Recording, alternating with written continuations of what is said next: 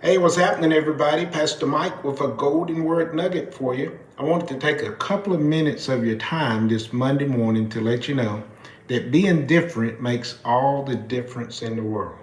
Simply put, being different makes the difference. And we understand now what Paul was talking about in Romans 12. He was telling us that we're not supposed to fit in, we're supposed to stand out.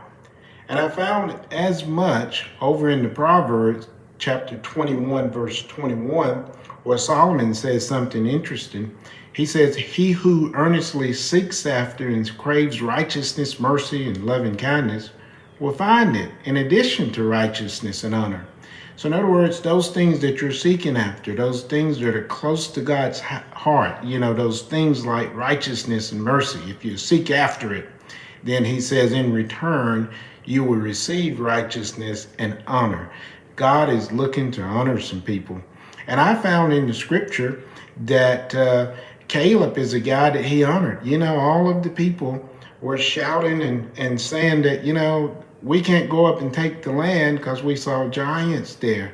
I mean, they were infested by the report of 10 spies.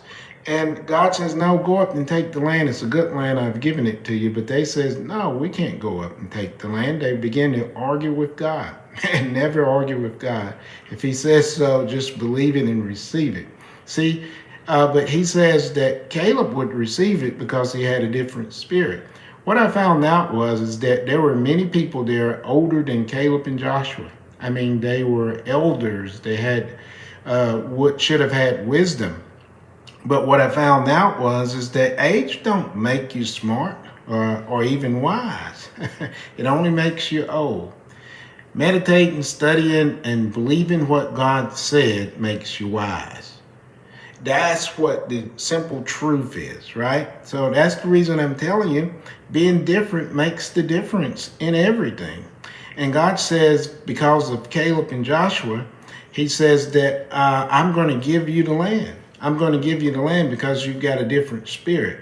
Now listen to Proverbs 21:21 again. He who earnestly seeks after and craves righteousness and mercy and loving kindness, he also will find that righteousness and honor. God's going to honor you, and you've got to believe that, but you've got to first seek after the righteousness. I really love what he said with Caleb and Joshua.